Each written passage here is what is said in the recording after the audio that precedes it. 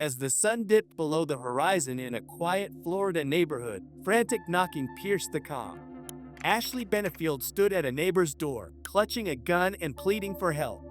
She claimed she had no choice but to defend herself. Moments later, paramedics rushed into her home where her husband, Douglas Benefield, lay severely wounded. This shocking incident marked the climax of a relationship marred by obsession, ambition, and accusation. Born in 1961 in Palo Alto, California, Douglas Benefield was the middle child in a disciplined and religious household. His father, an aerospace engineer, later relocated the family to Huntsville, Alabama. Douglas thrived in this environment. A talented wrestler in high school, he inspired his younger brother David, who fondly recalled Douglas's constant encouragement. Tragedy struck when their father died, prompting their mother to move the family to Texas. Still, Douglas persevered. He pursued a biology degree while channeling his energy into founding a fraternity and creating artwork. After college, he joined the Navy, becoming a naval flight officer and eventually a lieutenant commander in naval intelligence. Douglas's military career was marked by success, but his personal life was less stable. A brief marriage ended in divorce, and he later remarried a single mother of two. In 2001, they had a daughter, Eva. Yet, despite the family front, his marriage was often troubled, marked by conflict and alleged physical altercations. Following his naval retirement, Douglas delved into business, launching a restaurant and later securing tech consulting contracts, some linked to national security. But success came with sacrifices. As work consumed him, his marriage frayed. By 2015, he and his wife were sleeping in separate rooms. Then, heartbreak struck again. Eva came home one day to find her mother unresponsive. She had died from an undiagnosed heart condition. The loss devastated Douglas and Eva. He turned to faith, reading Bible verses each morning and tried to keep his family afloat. In 2016, Douglas attended a political fundraiser and met Ashley Burns, a 24-year-old former ballerina from Texas. Despite the 30-year age gap, Douglas was captivated. Ashley, raised in a conservative household, had once danced with professional ballet companies until a leg injury ended her career.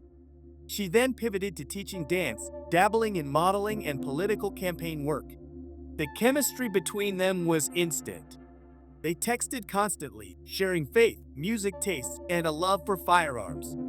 Within weeks, they were married in a private Charleston ceremony, so secretive that even Eva didn't know. Ashley moved into Douglas's home, but the transition wasn't smooth. Eva, still grieving her mother, struggled to accept Ashley.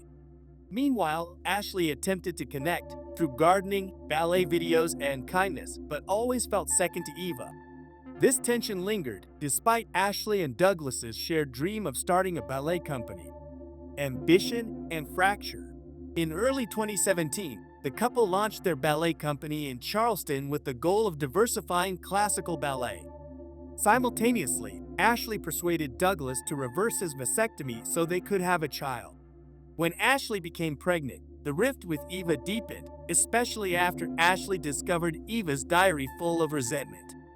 Douglas, once calm and rational, began to unravel. He punched walls, threatened suicide, and once fired a gun into the ceiling during an argument. Still, in an astonishing act of public normalcy, they hosted a party announcing their marriage days later. Ashley's pregnancy was complicated, and she left for Florida to stay with her mother. Before departing, she left Douglas a letter accusing him of being controlling and abusive. She warned him not to contact her.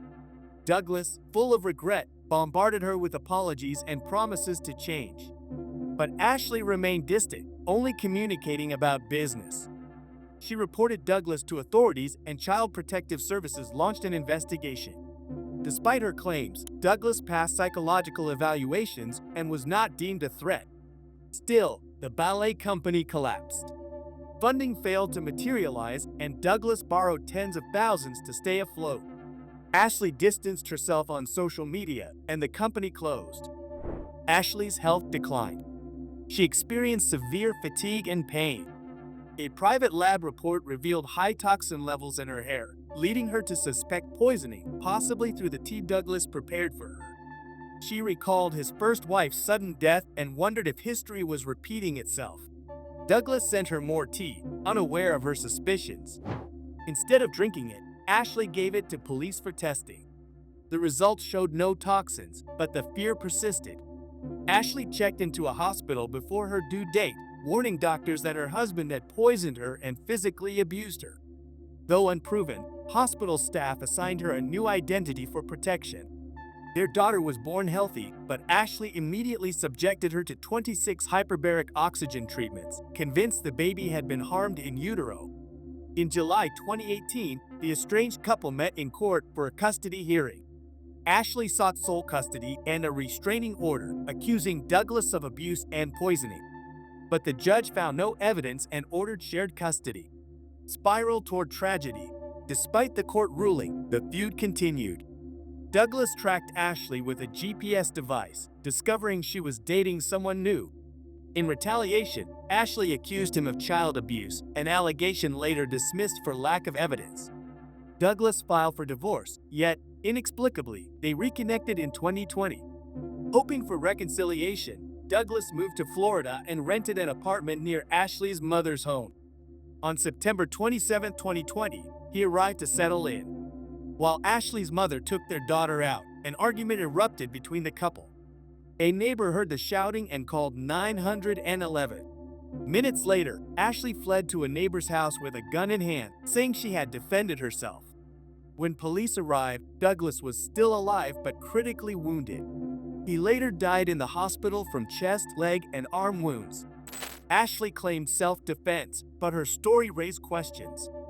There were no weapons found near Douglas. She had no visible injuries. Her mother insisted they had suffered years of abuse and had planned to escape Douglas the very next day.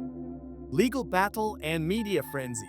In November 2020, Ashley was arrested and charged with second-degree murder. She pled not guilty and was released on bail. The court granted temporary custody of her daughter to her mother. Ashley's case quickly drew media attention. Her background in ballet and dramatic story drew comparisons to the film Black Swan.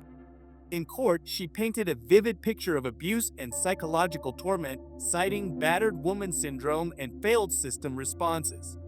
Prosecutors, however, presented a different narrative, that Ashley had always planned to be a single mother and manipulated legal avenues to cut Douglas out of their daughter's life. They claimed her abuse allegations were calculated and lacked supporting evidence. In the summer of 2024, after a highly publicized trial, the jury returned a verdict, not guilty of murder, but guilty of manslaughter. She now faced a minimum of 11 years and a maximum of 30. Uncertain end. Ashley's team moved for a mistrial, citing juror misconduct and cell phone use during deliberations. The sentencing was postponed while the judge reviewed the motion. As of late October 2024, Ashley Benefield's fate remained undecided. If the mistrial is denied, she could serve decades behind bars. Eva, Douglas's daughter, publicly supported the verdict. Ashley's supporters remained defiant, painting her as a misunderstood victim. One thing was certain: behind the elegant pirouettes and political glamour, the Ashley Benefield case was a haunting reminder of how ambition, grief, and distrust can spiral into a deadly tragedy.